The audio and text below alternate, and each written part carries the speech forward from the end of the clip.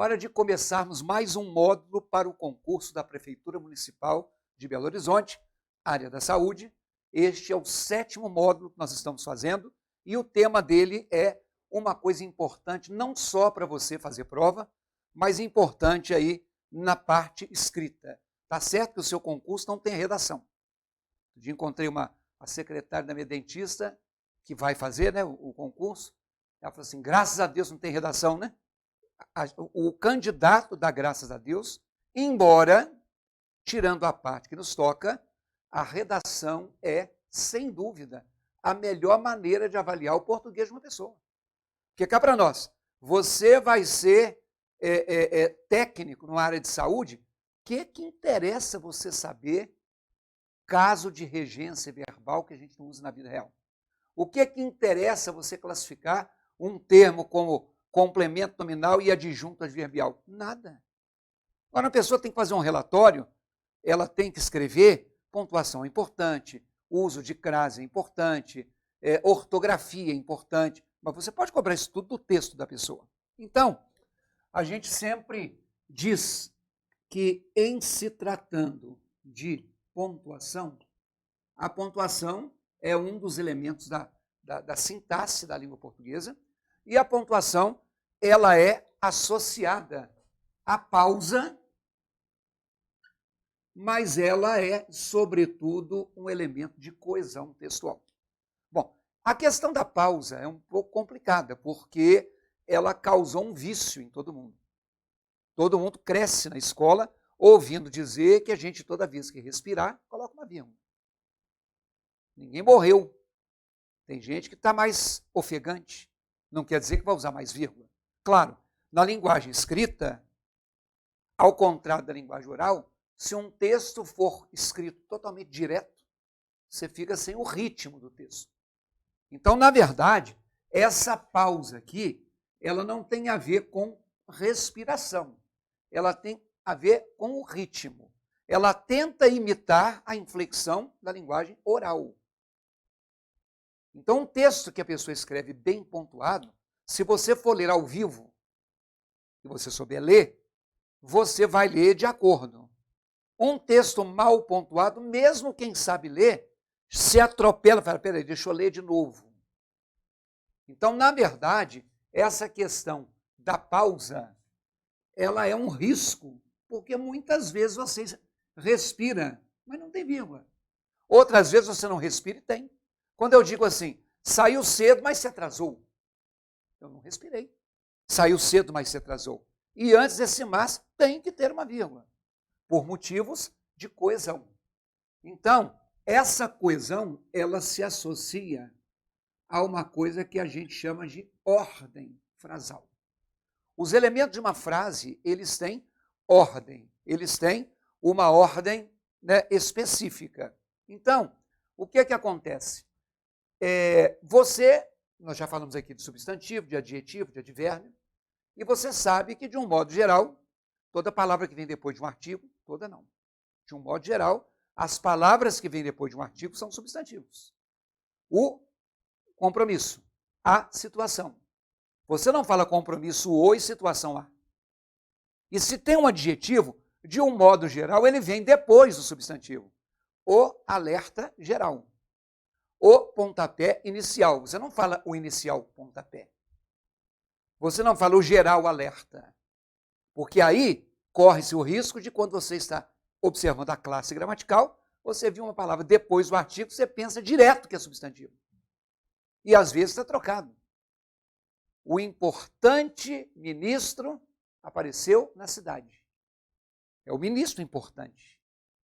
Importante caracteriza, então importante é adjetivo, mas na ordem frasal, no Brasil, primeiro é substantivo e depois é adjetivo. Se fosse no inglês, seria o contrário. E, na coesão, na língua portuguesa, primeiro vem um sujeito, esse sujeito é responsável pela flexão do verbo. Por exemplo, o curso terminou. Ponto. Podia parar aí. As pessoas saíram. Poderia parar aí. Mas existe, como a gente já falou, verbo que precisa de complemento. Verbo transitivo, lembra do modo de regência?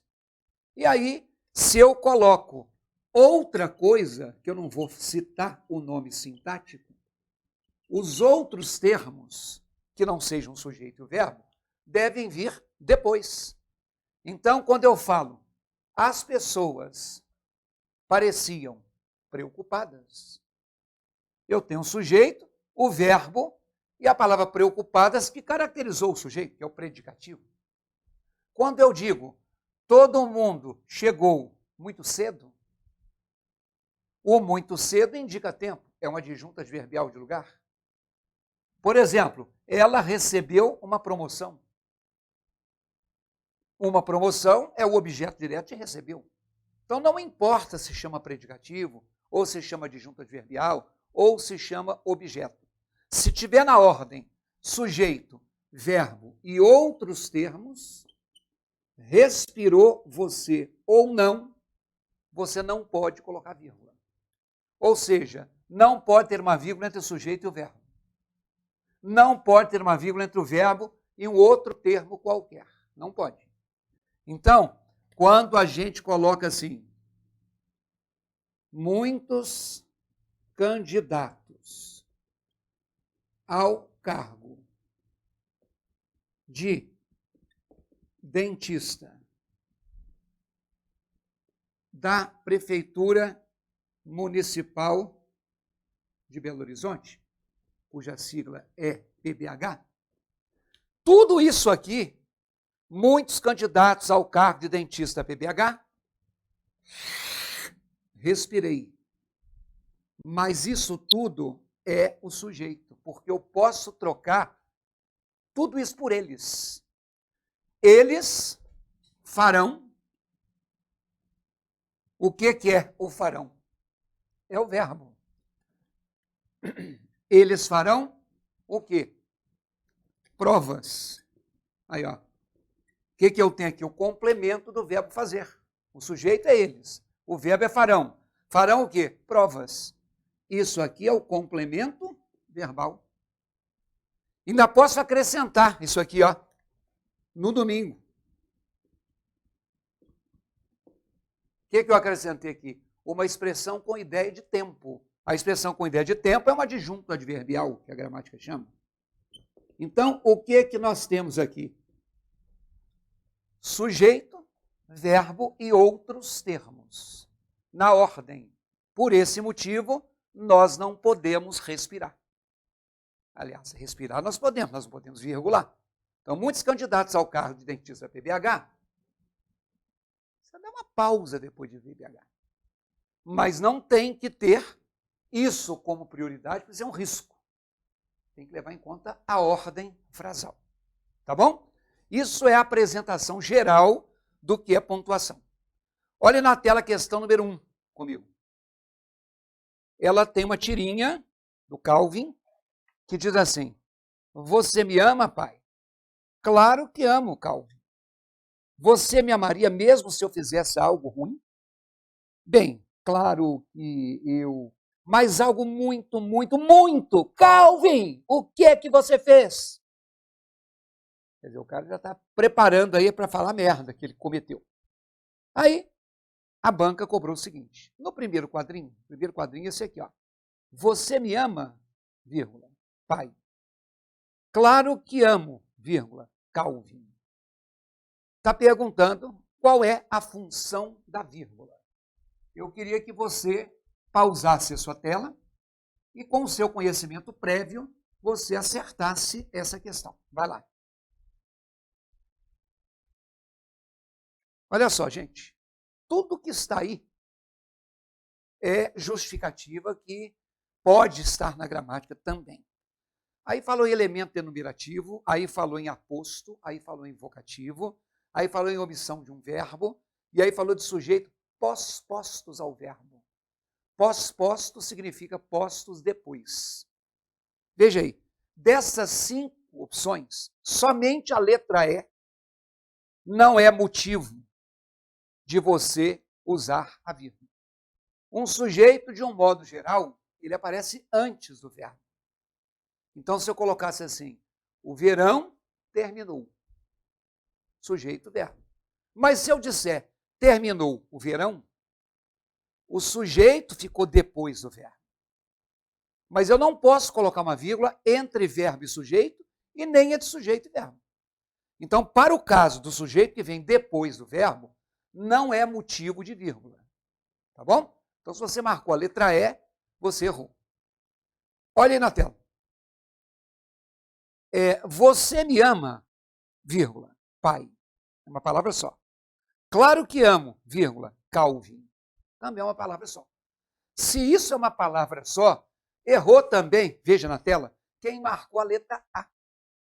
Porque elementos enumerativos, enumerar é listar uma sequência de elementos. E nós só temos a palavra pai e a palavra Calvin. Então não é a letra A e não é a letra E. Vejam lá de novo. A fala do menino é assim: você me ama, pai. Tem o verbo amar. Claro que amo, Calvin. Também tem o verbo amar. Ou seja, na tela, se você marcou a letra D, você errou também, não existe omissão de um verbo. Então, sobrou a letra B e a letra C, que cobraram exatamente nomes técnicos. Eu disse que existe a ordem direta, sujeito, verbo e outros termos. Um objeto direto, quando tira, faz falta numa frase. Um predicativo do sujeito, quando tira, faz falta numa frase.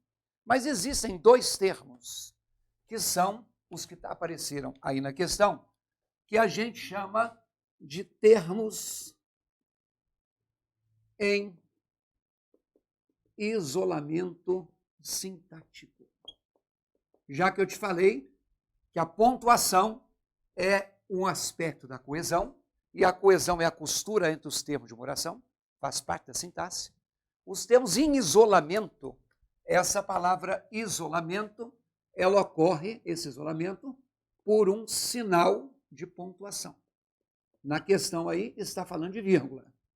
Mas outros sinais de pontuação podem isolar sintaticamente um termo.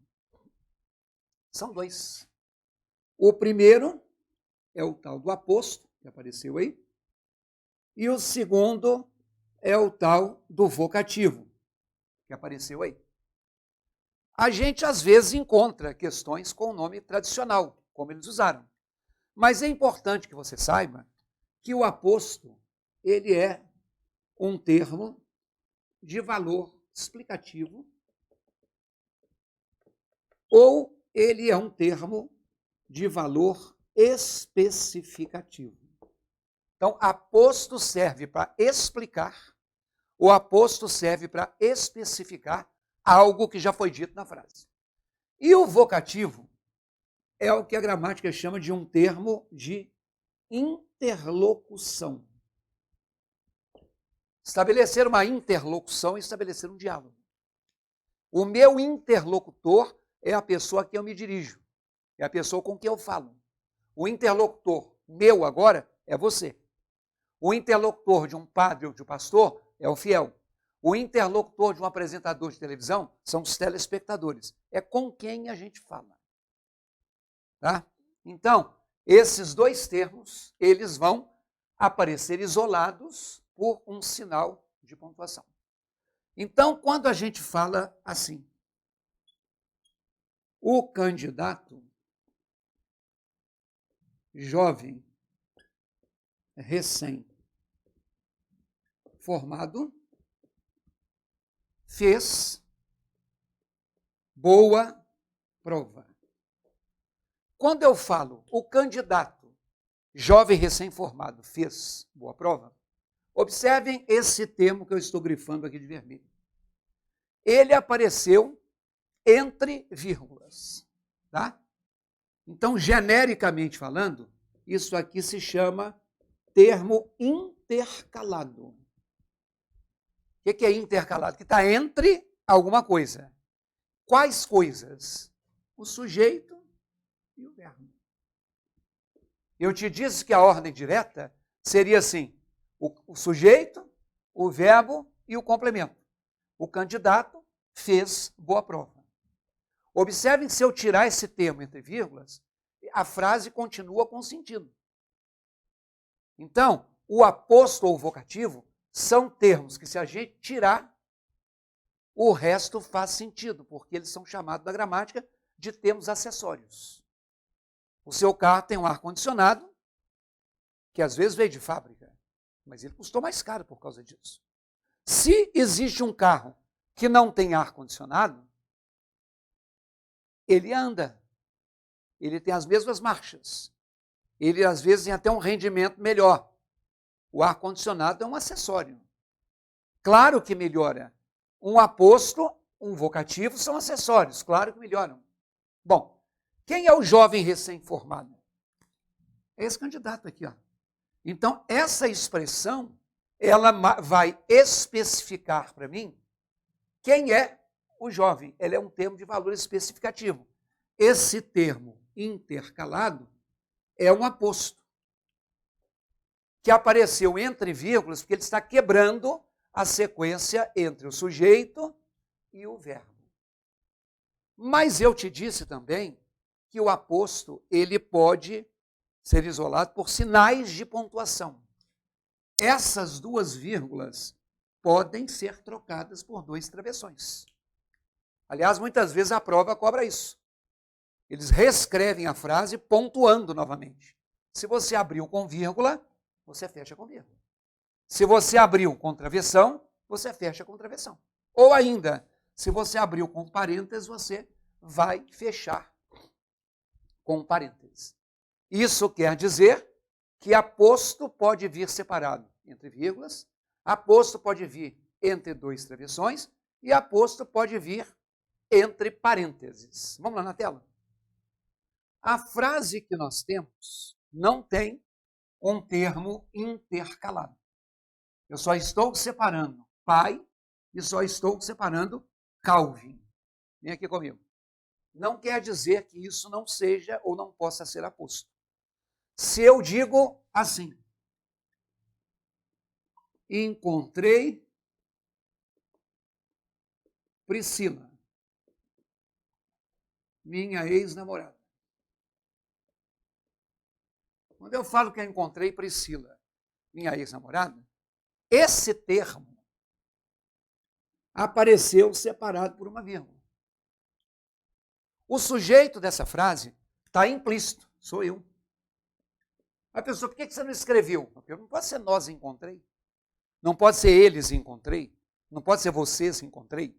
Então, se só pode ser eu, o sujeito não precisa vir escrito. Logo depois do sujeito vem o verbo. Logo depois do verbo tem quem eu encontrei. Tem o complemento verbal.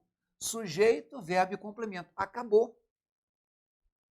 Isso aqui representa a informação mínima. Essa informação mínima tem sujeito, verbo e complemento. Quem é a minha ex-namorada? É a Priscila. Eu fiz questão de colocar minha ex-namorada para você não pensar que a Priscila é minha prima. Ou para você não pensar que a Priscila, a aluna do curso. Então, esse termo também é um aposto. Então, aposto pode ser entre vírgulas, entre travessões, entre parênteses, se tiver intercalado. Mas se ele tiver no fim, pode ser dessa forma. Vamos lá na tela? A minha pergunta é, será que pai explica quem é que ama? Ou será que Calvin também explica quem é que ama? Não. Sabe por que não? Porque um aposto, ele explica a respeito de um substantivo. Na verdade, lá na tela, você acertou a questão se você marcou a letra C. Isso é para separar vocativos. Aqui, ó, quando eu digo assim, Carlos, você pode me dar uma chance? Observem que nessa frase, a pessoa com quem eu estou falando é Carlos. Ô, Carlos, dá uma chance, desgraçado. Isso é o vocativo. Esse é o interlocutor. Uai, eu pensei que era o sujeito. Não fica pensando que um termo que começa a frase é o sujeito. Não, o sujeito é você. Você é que pode me dar. Ah, pessoal, olha a questão lá na tela. Engraçado que não está no começo, não. Ó. O pai e o Calvin está no fim. Vem cá. Cheguei, meus filhos. Essa frase tem alguém conversando e se dirigindo a quem? Aos filhos. Então, faltou um S aqui. Ó. Meus filhos é a pessoa a quem eu me dirijo. Isso é vocativo. Então, o vocativo tem que vir no começo? Não. Pode vir no fim. Ah, mas no meio não, né, pessoa? Pode também. Entrem, rapazes, e aproveitem. Quando eu falo entrem, rapazes, e aproveitem, esse termo aqui está entre vírgulas, porque ele é um termo intercalado. Se eu tirar, vai ficar assim, ó. Entrem e aproveitem. Mas eu estou falando com quem? Com os rapazes. Isso é um vocativo. Então, o Calvin, na tela, é o interlocutor do pai e o pai é o interlocutor do Calvin. Então, você me ama, pai? Está falando com o pai. Claro que ama o Calvin, está falando com o filho. Então, eles são vocativos, letra C, e assim nós terminamos o nosso primeiro bloco. Na aula 2, nós começamos com a questão 2. Até